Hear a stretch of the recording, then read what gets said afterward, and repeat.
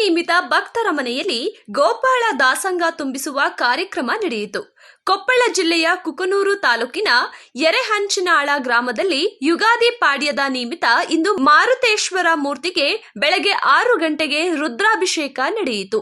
ಈ ವೇಳೆಯಲ್ಲಿ 5 ಜನ ಪೂಜಾರಿಗಳು ಸ್ನಾನ ಮಾಡಿ ಬೆಳಗ್ಗೆ 10 ಗಂಟೆಗೆ ತಮ್ಮ ಮನೆಯಿಂದ ಮಾರುತೇಶ್ವರ ದೇವಸ್ಥಾನಕ್ಕೆ ಬಂದ ನಂತರ 5 ಗೋಪಾಳಕ್ಕೆ ಪೂಜೆ ಸಲ್ಲಿಸಿದ ನಂತರ ಮಾರುತೇಶ್ವರ ದೇವಸ್ಥಾನದಿಂದ ಹಿಂದಿನ ಸಂಪ್ರದಾಯದಂತೆ ಈಗಲೂ ಭಕ್ತರು ಮನೆಯಲ್ಲಿ ಹೊಸ ಗೋಧಿಯಿಂದ ಮಾಡಿರುವ ಗೋಧಿ ಹುಗ್ಗಿ, ಸೊಂಡಿಗೆ, ಹಪ್ಪಳ, ಅನ್ನ ಸಾಂಬಾರನ್ನ 5 ಜನ ಪೂಜಾರಿ ತಂದಿರುವ 5 ಗೋಪಾಳಕ್ಕೆ ಭಕ್ತರ ಮನೆಯಲ್ಲಿ ಪೂಜೆ ಸಲ್ಲಿಸಿ ದಾಸಾಂಗ ತುಂಬಿಸುವ ಕಾರ್ಯಕ್ರಮ ಅಮಾವಾಸ್ಯೆ ಮರುದಿನ ಸಂಜೆಯವರೆಗೂ ಈ ಕಾರ್ಯಕ್ರಮದ ಎಲ್ಲ ಭಕ್ತರ ಮನೆಯಲ್ಲಿ ನಡೆಯಲಾಗಿತ್ತು ಎಂದು ರೈತ ಸಂಘದ ರಾಜ್ಯ ಉಪಾಧ್ಯಕ್ಷರಾದ ಅಂದಪ್ಪ ರುದ್ರಪ್ಪ ಕೋಳೂರು ಇವರು ತಿಳಿಸಿದ್ದಾರೆ. ಈ ಮಾರುತೇಶ್ವರ ಜಾತ್ರೆ ಅಂಗವಾಗಿ ರಾತ್ರಿ 7 ಗಂಟೆಗೆ ಮಾರುತೇಶ್ವರ ಪೂಜಾರಿ ತುಂಬಿ ತುಳುಕುವ ಹೊಂಡವನ್ನ ಹಾರುವ ಕಾರ್ಯಕ್ರಮ ನಡೆಯಲಿದೆ ಎಂದು ಹನುಮಪ್ಪ ಪೂಜಾರಿ ತಿಳಿಸಿದ್ದಾರೆ.